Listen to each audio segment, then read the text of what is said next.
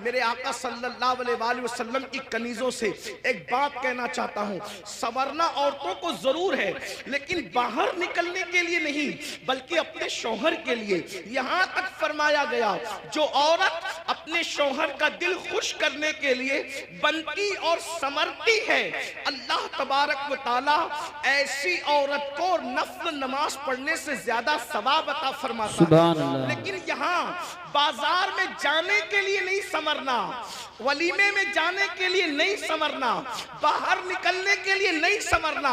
औरत को अगर संवरना है तो शौहर के लिए संवरना है।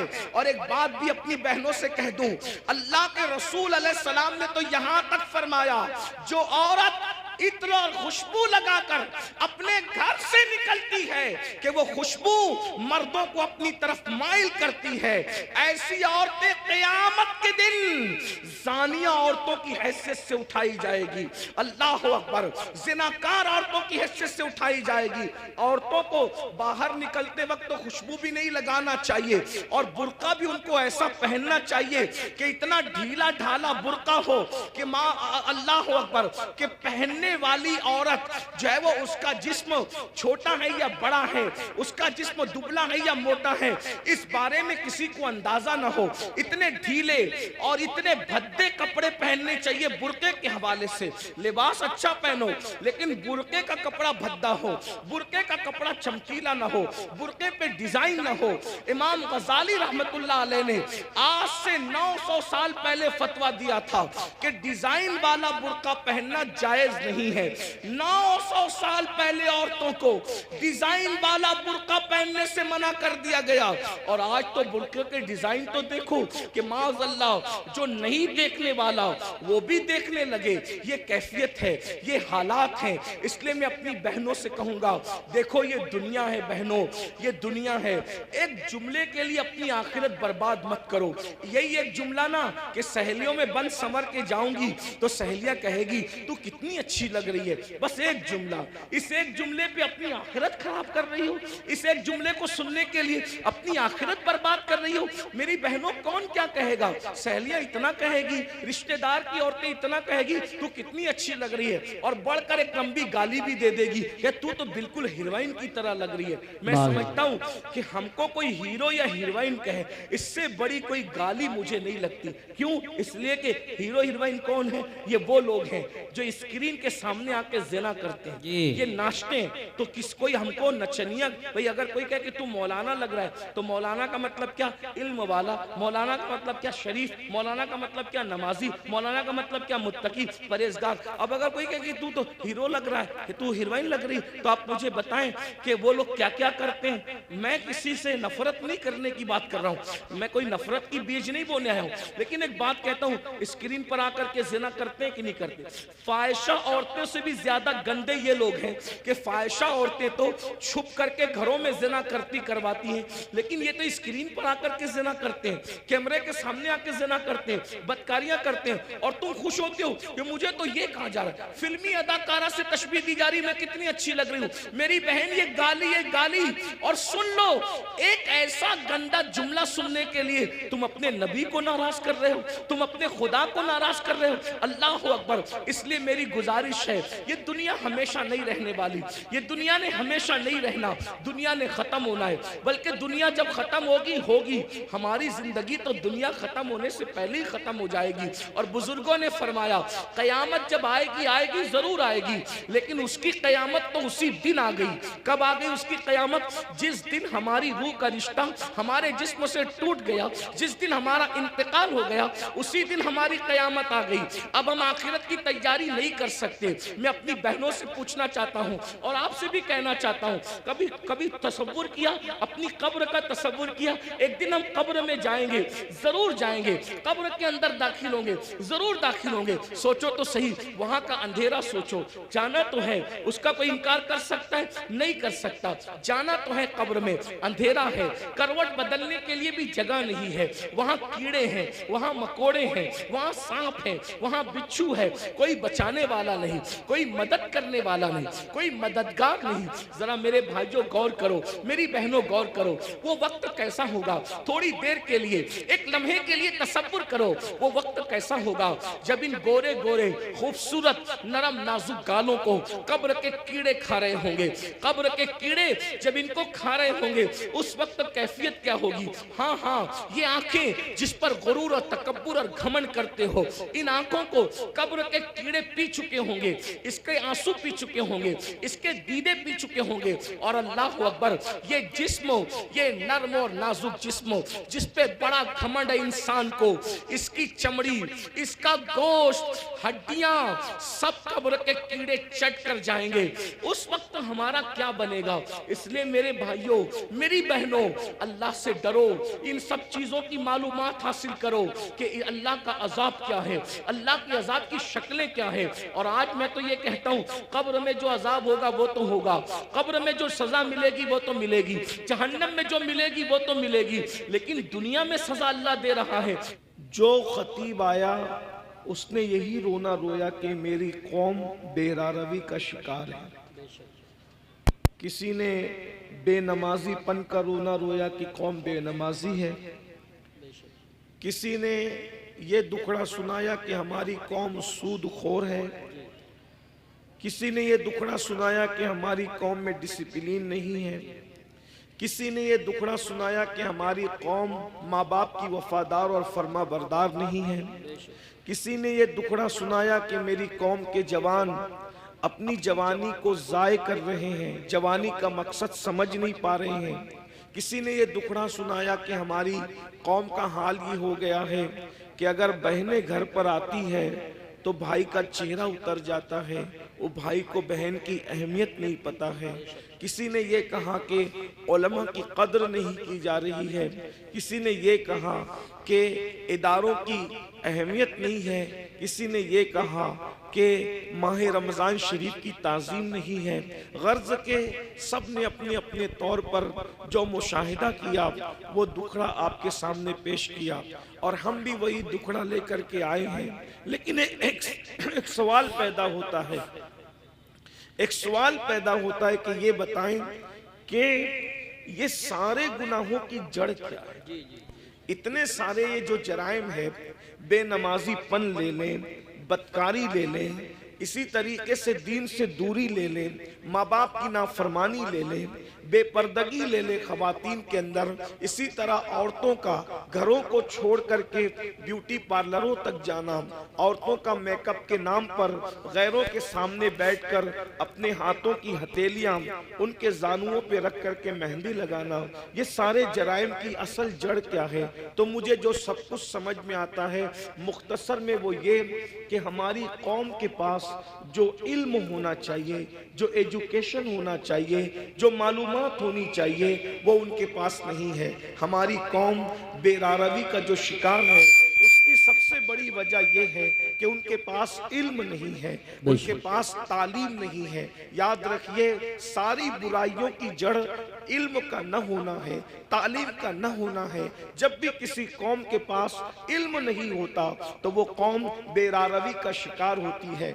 आप खुद देखें। आइए मैं आपके सामने इल्म की बरकत रखना चाहता हूँ, बहुत तवज्जो के साथ आप सुने। अल्लाह के रसूल अलैहिस्सलाम जब जमीन पे तशरीफ नहीं लाए थे तो उस वक्त मक्के ही की हालत सिर्फ देख लें। अभी मैं पूरी दुनिया की बात नहीं करता, अभी पूरी दुनिया का जिक्र नहीं करता, सिर्फ एक शहर मक्कतुल मुकर्रमा का जिक्र करता हूँ।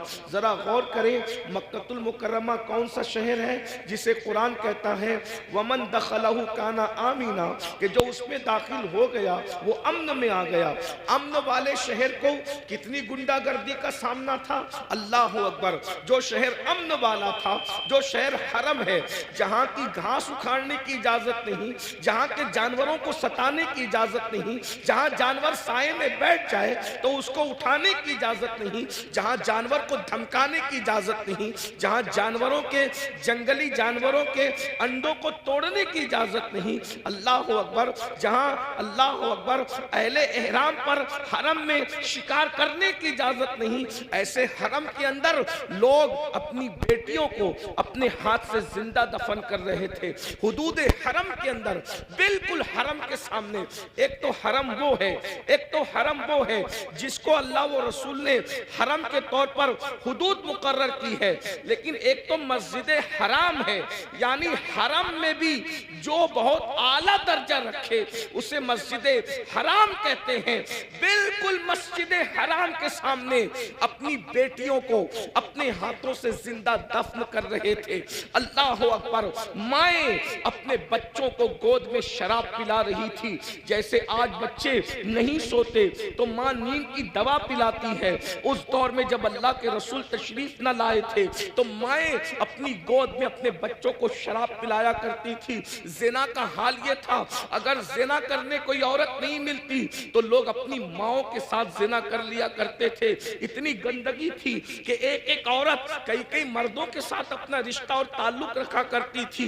अल्लाह अकबर। जरा गौर करें, इस गंदे माहौल में जबकि जानवरों के साथ बदकारी हो रही है, माँ के साथ बदकारी हो रही है, माँ की गोद में शराब पिलाई जा रही है, अल्लाह के घर पे 360 बुत रख दिए गए हैं, नंगे होकर काबे का तवाफ करते हैं, औरतों को मनहूस समझते हैं, बेवाओं को मनहूस समझते हैं, बेवाओं के साथ बदसलूकी करते हैं, कमजोरों पे जुल्म करते हैं, कमजोरों का माल खा जाते हैं। जब अल्लाह के रसूल तशरीफ लाए, अल्लाह के रसूल अलैहिस्सलाम ने इतना गंदा माहौल देखा तो माहौल देखने के बाद हुजूर अलैहिस्सलाम ने उनके सामने नमाज की बात नहीं की। जरा मैं तवज्जो चाहता हूँ आप सबकी, अहले मिंबर की भी तवज्जो चाहता हूँ। जरा गौर करें माहौल कितना बिगड़ा हुआ था। हुजूर अलैहिस्सलाम ने पहले दिन नमाज की बात नहीं की, पहले दिन रोजे की बात नहीं की, पहले दिन हज की बात नहीं की, पहले दिन ज़कात की बात नहीं की, पहले दिन सदक़े की बात नहीं की। इतने गंदे माहौल में अल्लाह के रसूल जो सबसे पहला हुक्म लेकर के आए वो क्या था? इतने गंदे माहौल में सबसे पहला जो हुक्म लाए वो क्या था? तो कुरान कहता है इक़रा बिस्मि रब्बिकल लज़ी खलक़ खलक़ल इंसान मिन अलक़। अल्लाहु अकबर। अंदाजा फरमाए उस गंदे माहौल के अंदर हुजूर सबसे पहले इल्म की बात लेकर आए। पढ़ो लिखो, पढ़ो लिखो, क्योंकि हुजूर जानते थे जिस दिन इनको पढ़ना लिखना आ गया उस दिन इनकी जिंदगी बदल जाएगी। और अल्लाह के रसूल सलाम अल्लाह की किताब लेकर के आए। अल्लाह के रसूल हमारे नबी किताब लेकर आए। हमारे नबी साहिबे किताब नबी है, साहिबे किताब पैगंबर है, साहिबे किताब रसूल है। और कौन सी किताब लाए? उसे कुरान कहा जाता है। कुरान को कुरान इसलिए कहा जाता है कि कोई किताब इतनी नहीं पढ़ी गई जितना कुरान पढ़ा गया है, और जितना कुरान पढ़ा जाएगा इतनी कोई किताब पढ़ी नहीं जा सकती। ये चैलेंज है, ये कुरान का मौजज़ा है कि दोस्त तो पढ़ेंगे, इसको दुश्मन भी पढ़ते नजर आएंगे। ये कुरान है। हुजूर कुरान लेकर के आए। अब बताओ हुजूर ने किस कौम को पढ़ाया? नमाज का उन्वान अपनी जगह, इनकार नहीं। रोजे का उन्वान अपनी जगह, इनकार नहीं। हज का उन्वान अपनी जगह, इनकार नहीं। ज़कात का उन्वान अपनी जगह, इनकार नहीं। हुजूर ने पहले पढ़ाया, अरब के जाहिलों को पढ़ाया, अरब के बोरिया नशीनों को पढ़ाया, अरब के बकरियों के ले जाने वाले जंगलों में बद्दुओं को पढ़ाया। और जब पढ़ाया तो इनकलाब क्या आया? देखो इल्म का इनकलाब कितनी जल्दी आता है। याद रखना हर इनकलाब को आने में टाइम लगता है। इल्म का इनकलाब कितनी जल्दी आता है। जो अपनी बच्चियों को जिंदा दफन कर रहे थे, 23 साल भी नहीं गुजरे, अपनी बेटियों को जिंदा दफन करने वाले दूसरों की बेटियों को पालने की तैयारी कर रहे थे, इसलिए कि हुजूर ने उनको इल्म का जेवर अता किया था। अल्लाह अकबर। माँ की गोद के शराबी, माँ की गोद के शराबी जो माओ की गोद में शराब पीने के आदी बने थे, एक ऐलान पर वो सब के सब शराब से तौबा करते। यहाँ तो जलसों में करोड़ों तकरीरें हो जाए, मुकर्रिर तकरीर करते करते मर जाए, मुकर्रिर जो उसकी आवाज बैठ जाए, मुकर्रिर काली दाढ़ी से उसकी दाढ़ी तकरीर करते करते सफेद हो जाए, मुकर्रिर की हालत बदल जाए, कौम की हालत नहीं बदलती। क्यों? क्यों? वहां एक ही ऐलान में पूरी कौम ने शराब से तौबा की थी। बस इतना कहा था, ऐ लोगों आज से शराब हराम हो गई, आज से शराब हराम हो गई। जिनके मुंह में थी उन्होंने उगल दी, मुंह से उगल दी। जिनके हाथ में थी उन्होंने उंडेल दी, जिनके मटकों में थी उन्होंने नालियों में बहा दी। मदीने की गलियों में शराब बह रही थी। एक ऐलान, वजह, हुजूर ने उस कौम को पहले एजुकेट किया था, इल्म अता किया था। उन्हें पता था अगर हराम करेंगे तो नुकसान क्या होगा। आज हमारी कौम को नहीं पता है, हलाल और हराम में कोई तमीज नहीं है, क्योंकि उनके पास इल्म नहीं है। आज हमारी कौम को गुस्ल और वुजू नहीं पता है, उनके पास इल्म नहीं है। अगर वो शादी में डीजे लगा रहे, नाच रहे, तो उनको पता नहीं है कि इसका नुकसान क्या है। वो ये समझते हैं अल्लाह नाराज होगा तो सजा देगा, लेकिन अल्लाह की सजा क्या होगी, उसकी शक्लें क्या होगी, ये उन्हें कुछ पता नहीं। जिस दिन उन्हें पता चल जाए कि खुदा के अजाब की शक्लें क्या होती है, एक जलसे में तो नहीं बताया जा सकता, लेकिन थोड़े से वक्त में मैं इशारा करना चाहता हूँ। जिस दिन पता चल जाए ना मेरे भाई कि खुदा के अजाब की शक्लें क्या होती है, तो बंदा कदम उठाने से भी पहले सोचेगा कि मैं ये कदम उठाऊं कि नहीं उठाऊं। आज हमारी कौम को बस इतना पता है, कलेमा पढ़ लिया हम मुसलमान हो गए, गोश्त अंडा मछली खाओ और हम मुसलमान हैं, जुमा जुमा 2 रकअत पढ़ने चले जाओ हम मुसलमान हैं, ईद मिलादुन नबी आए तो जुलूस में शिरकत करो हम मुसलमान हैं, मुहर्रम आए तो मुहर्रम की महफिलें सजा लो हम मुसलमान हैं, इसी तरीके से 11वीं आए तो गौस पाक की न्याज कर लो हम मुसलमान हैं, छठी आए तो अजमेर शरीफ वाले सरकार का जिक्र कर लो हम मुसलमान हैं, सफर का महीना है तो सारी कौम मिल करके बरेली शरीफ के करीब रहते हैं, उससे आला हजरत में शरीक हो जाए हम मुसलमान हैं। लेकिन पता ही नहीं है, तकाजा नहीं है कि इस्लाम क्या कह रहा है, हमसे क्या कह रहा है, अल्लाह नाराज होगा तो क्या करेगा, किस तरीके की का अजाब देगा, उसके अजाब की शक्लें क्या होगी। कुरान कहता है इन्ना अजाब रब्बिका लवाक़ि मा लहू मिन दाफ़े, बेशक तेरे रब का अजाब वाक़ई होकर रहेगा। और जब अल्लाह तुझे अजाब देने का फैसला कर ले तो उस वक्त अल्लाह के अजाब से तुझे कोई रोक नहीं सकेगा। इन्ना बत्श रब्बिका लशदीद, तेरे रब की पकड़ बड़ी सख्त है। लोग समझते हैं अल्लाह करीम है, मौलाना हमें माफ कर देगा। बेशक अल्लाह करीम है, अल्लाह रहीम है, अल्लाह सत्तार है, अल्लाह गफ्फार है, लेकिन क्या आपको ये खबर है जिनकी शक्लें कुरान कहता है कि सूअर की तरह हो गई, जिनकी शक्लें कुरान कहता है कि बंदर की तरह हो गई, उनके बारे में आपने कुरान पढ़ा? यही तो है कि कुरान नहीं पढ़ा, सबकी किताब पढ़ी, रब की किताब नहीं पढ़ी। कहानी किससे पढ़े, कहों की किताब पढ़ी, सीरियल देखे, हंसने हंसाने के सीरियल देखे, रोने रुलाने के सीरियल देखे, अल्लाह की किताब नहीं पढ़ी। अल्लाह की किताब उठा के पढ़ो तो उस गज्जूर खुदा की गैरत पता चलेगी।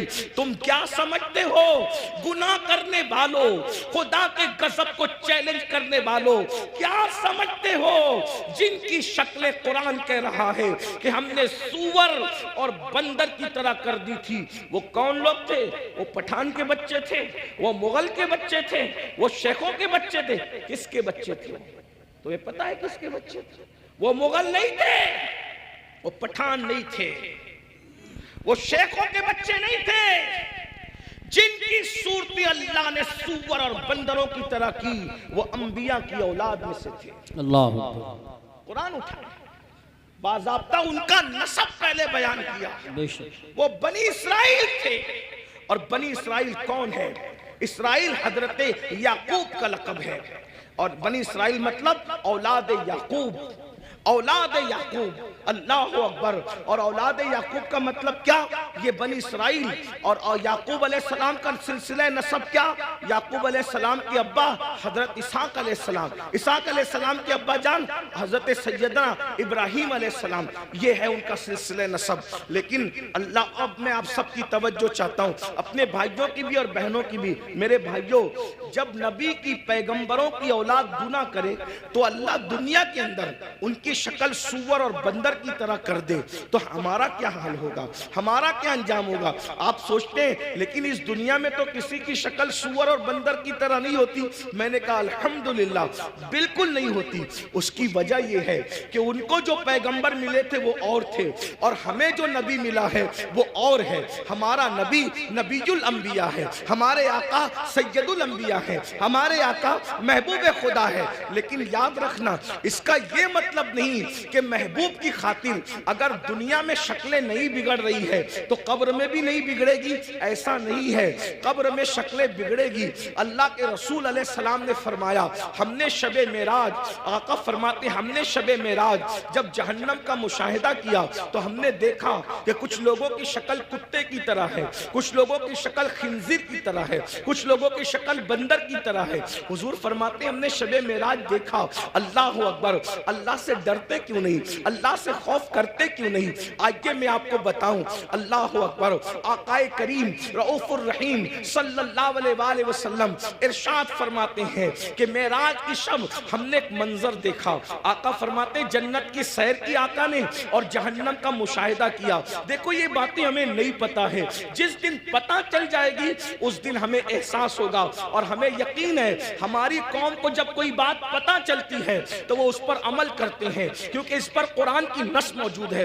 वज़क्किर फ़इन्न ज़िक्रा तनफ़उल मुमिनीन, के मोमिनों को नसीहत करो कि नसीहत मोमिनों को फायदा देती है। ये इतने नौजवान दाढ़ी क्यों रख रहे हैं? ये किसी न किसी खतीब की गुफ्तगू का असर है। बहुत सारे जवान नमाज क्यों पढ़ रहे हैं? हम अल्लाह अकबर, बहुत सारे इलाकों में हम लोग गए नहीं, बहुत सारे दूसरे खुतबा नहीं गए, लेकिन किसी ने कहा हमारे इमाम साहब ने नमाज पे तकरीर की, हम नमाजी बन गए। दाढ़ी पे तकरीर की, हम दाढ़ी रखें। तो पता चला ये जलसे बिल्कुल भी लायानी नहीं है, गैर जरूरी नहीं है। मोमिनीन को नसीहत फायदा देती है, बस नासे की नीयत सही होनी चाहिए और सुनने वालों को भी सही तौर पर सुनने का शौक होना चाहिए। अब आइए जरा थोड़ा सा दिल के कानों से सुन ले। आपने गुज़िश्ता महीने के आखिर में मेराज मुस्तफ़ा तो सुना होगा, लेकिन मेराज का एक हिस्सा जरा हमसे भी सुन ले। अल्लाह अकबर, आकाए करीम सल्लल्लाहु अलैहि वसल्लम इरशाद फरमाते हैं कि मेराज की शब हमने क्या देखा। अल्लाह अकबर, जब जहन्नम का मुशाहिदा किया। मुशाहिदे और सैर में फर्क है, जन्नत की सैर की है, जहन्नम का मुशाहिदा किया है। अल्लाह अकबर, तो फरमाते हैं खून का दरिया था, पीप का दरिया था और उसमें एक बंदा तैर रहा था। खून और पीप के खौलते हुए दरिया के अंदर कोई तैर रहा हो, थोड़ा तवज्जो कीजिएगा मेरे प्यारे आका अलैहिस्सलातु व तस्लीम के प्यारे दीवानों, जरा गौर कीजिएगा। अगर अपने आप से मोहब्बत है और अपने नबी की बातों पर यकीन है तो ये बातें मेरी नहीं है, है ये बातें मुस्तफा जाने रहमत सल्लल्लाहु अलैहि वसल्लम की है। जरा गौर करो, माँ और बहनों की भी तवज्जो चाहता हूँ। याद रखना, किसी की भी बात में शक करोगे तो कोई नुकसान नहीं होगा, लेकिन अपने नबी की बात में शक करोगे तो ईमान भी हाथ से जा सकता है। ये तुम्हारे और मेरे नबी ने फरमाया, शबे मेराज जहन्नम का मुशाहिदा हो रहा है, खून का दरिया है, पीप का दरिया है और वो खोलता खोलता खून है, खोलता खोलता पीप है। उसमें एक बंदा डुबकियां ले रहा है, एक बंदा तैर रहा है। जैसे ही वो मुंह बाहर निकालता है, जैसे ही वो सर बाहर निकालता है, उसके मुंह में पत्थर डाले जाते हैं। जहन्नम की आग के बने हुए पत्थर उसके मुंह में डाले जाते हैं और उसका मुंह फिर उसी दरिया में डूब जाता है। उस पर ये अज़ाब हो रहा था, रहमतुल लिल आलमीन से देखा न गया। हुजूर तड़प गए, हुजूर बेचैन हो गए, हुजूर बेकरार हो गए और पूछने लगे, जिब्रील ये कौन लोग हैं कि खून और पीप के दरिया में डुबकियां लेते हैं और जब मुंह बाहर निकालते हैं तो पत्थर, वो भी जहन्नम की आग के पत्थर, इनके मुंह में डालकर इनको डुबा दिया जाता है। ये दर्दनाक अज़ाब क्यों हो रहा है? तो जिब्रील अमीन ने अर्ज किया, या रसूल अल्लाह, ये आपकी उम्मत के वो लोग हैं जो दुनिया में सूद खाया करते थे, ये सूद का कारोबार किया करते थे, ये सूद का धंधा किया करते थे। मैं आपसे पूछना चाहता हूं, दुनिया ही सब कुछ है, बोलो अगर किसी सच्चे मुसलमान को ये पता चले कि सूद खाने का अंजाम क्या है, वो पीप का दरिया, वो खून का दरिया।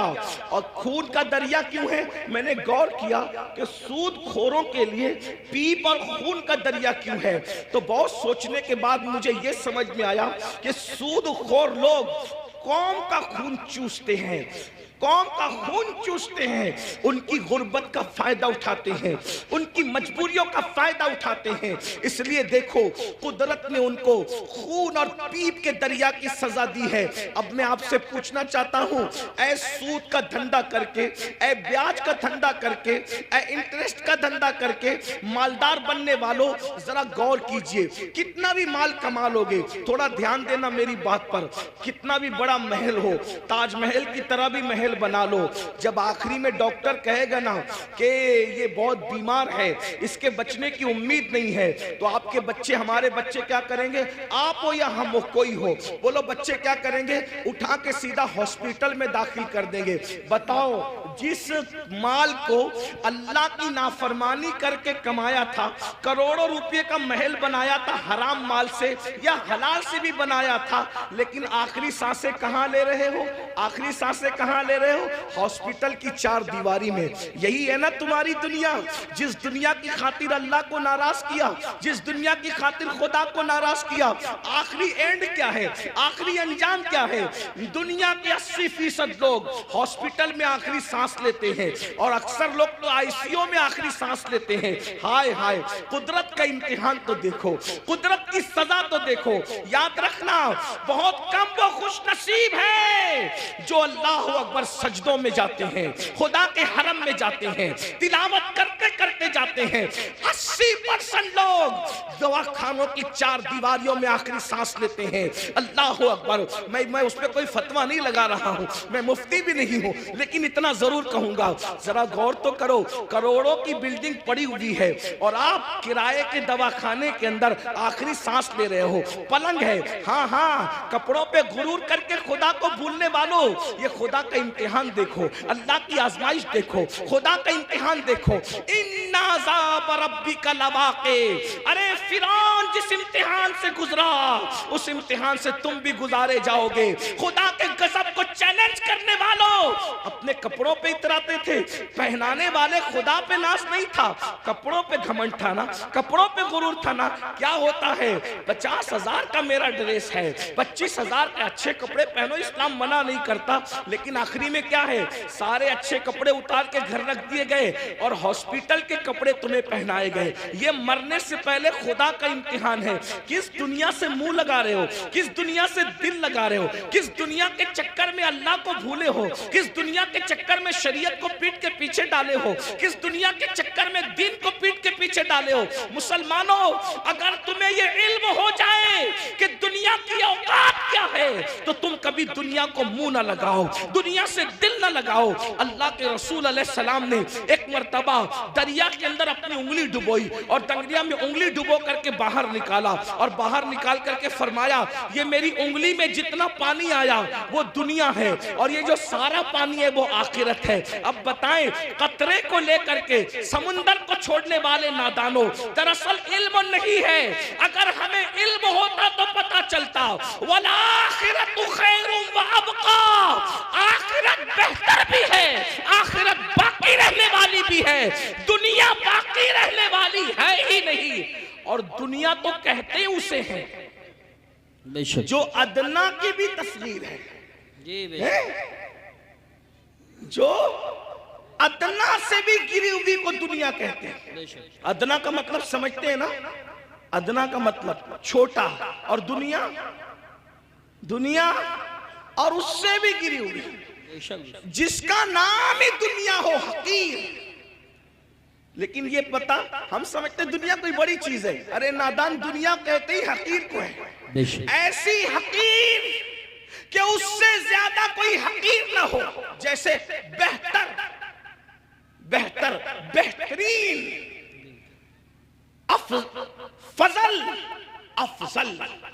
दर्जात बढ़ते हैं ना, जब तफजील के साथ बात होती है तो फिर दर्जात बढ़ते हैं, ऐसे ही जब तस्गीर के साथ बात होती है तो फिर दर्जात घटते हैं ना। तो दुनिया तस्गीर है क्या, ये इतनी हकीर है कि इससे बढ़कर कोई हकीर नहीं, लेकिन हमारे पास ये भी इल्म नहीं है। दुनिया दुनिया भी कहते हैं और उस पर कुर्बान भी होते हैं, पता ही नहीं है कि हकीर पे कुर्बान नहीं हुआ जाता। अरे जब फकीर पे कुर्बान नहीं होते तो हकीर पे कैसे कुर्बान होते हैं? अगर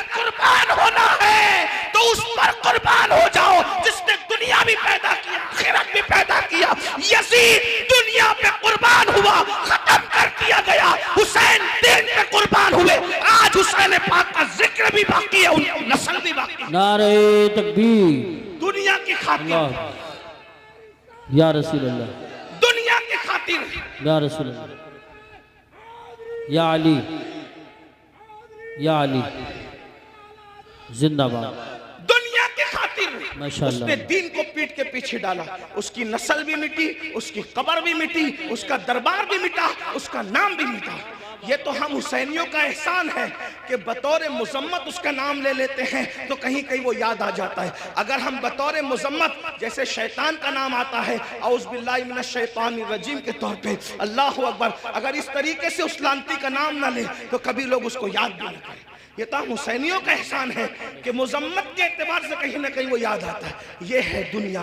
अब उसी दुनिया में गर्क हो रहे हो, उसी दुनिया में डूब रहे हो। तो आका इरशाद फरमाते हैं हम और आगे बढ़े, तवज्जो फरमाए। आप तवज्जो तो बहुत अच्छी कर रहे हैं माशाल्लाह, लेकिन मजीद गौर करें। आका फरमाते हैं हम और आगे बढ़े तो हमने क्या देखा, कुछ मर्द और औरतें हैं जिनकी चमड़ियां आग की कैंची से काटी जा रही है। बस मैं बात तवील नहीं करूंगा और ख़त्म भी कर दूंगा वक्त पे, क्योंकि हम 1 घंटा लेट चल रहे हैं और मुझे दूसरे प्रोग्राम की तरफ, रात के प्रोग्राम की तरफ जाना भी है। लेकिन गौर से सुन ले, मेराज का ये भी हिस्सा है। फरमाया क्योंकि मेराज में हुजूर अल्लाह फरमाता है लिनुरियहु मिन आयातिना, हमने उनको इसलिए सैर कराई मस्जिद हराम से मस्जिद अक्सा तक ताकि हम उनको अपनी निशानियां दिखाएं। ये नबी का देखना है, नबी का देखना है। जहन्नम में लोग बाद में जाएंगे, नबी पहले देख रहे हैं। जहन्नम में लोग बाद में जाएंगे, नबी ये पाक पहले देख रहे हैं। तवज्जो करें, ये नबी का देखना है, ये नबी के देखने की शान है। फिर भी कुछ लोग कहते हैं कि नबी को गैब की खबर नहीं। मैंने कहा नादान, अगर ये गैब नहीं है तो फिर गैब किसे कहते हैं? हुजूर देख रहे हैं। जहन्नम में जाने से पहले जहन्नमियों को अल्लाह दिखा रहा है। फरमाते हैं हमने देखा कि जहन्नम के अंदर कुछ लोगों की चमड़ियां आग की कैंची से काटी जा रही, आग की कैंची से, और वो चीख पुकार रहे हैं और उनकी चीख सुनी नहीं जाती। कैसे सुनी जा सकती थी? रहमतुल आलमीन है। हुजूर फरमाते हैं जहन्नम की आग की कैंचियों से चमड़ियां कट रही थी। इस पे जरा ध्यान देना। दुनिया की आग नहीं और दुनिया की कैंचियां भी नहीं, जहन्नम की आग, जहन्नम की कैंची और चमड़ियां कट रही। वो चिल्ला रहे हैं। मैंने पूछा जिब्रील ये कौन लोग हैं? उसमें मर्द और औरतें एक साथ थे, वो नंगे थे, मर्द और औरतें एक साथ थे, नंगे थे, उनकी चमड़ियां कट रही थी आग की कैंची से और चिल्ला रहे थे। पूछा जिब्रील ये कौन है? जिब्रील अमीन ने कहा या रसूल अल्लाह सल्लल्लाहु अलैहि वसल्लम, ये आपकी उम्मत के वो लड़के और लड़कियां हैं, वो मर्द और औरतें हैं जो सज धज कर घरों से इसलिए निकलते थे, लड़के इसलिए सज के निकलते थे कि उनको लड़कियां देखें, और लड़कियां इसलिए सज धज के निकलती थी कि उनको लड़के देखें, और एक दूसरे के फितने में, बदकारी में मुब्तला हो जाए। तो ये उनको आग की कैंची से आज काटा जा रहा है। देखिए सजना संवरना बुरा नहीं है, लेकिन इसलिए सच के निकलना कि लोग मेरी तरफ गुनाह के हवाले से माइल हो, बदकारी, वरना हम सज के निकलना तो मेरे नबी की सुन्नत है। उम्मुल मोमिनीन सैयदा आयशा सिद्दीका फरमाती हैं कि जब हुजूर घर से निकलते थे, अगर आईना मयस्सर नहीं होता तो हुजूर पानी में अपनी शक्ल अनवर देखा करते थे। तो मैं कहती थी हुजूर आप भी? तो आका फरमाते हैं आयशा अल्लाह हुस्न वाला है और वो हुस्न को पसंद करता है। अगर कोई बंदा घर से सज संवर कर जीनत के साथ निकलता है तो जिसके पास जाता है उसकी भी और जो जाता है उसकी भी अल्लाह दोनों की मगफिरत फरमा देता है।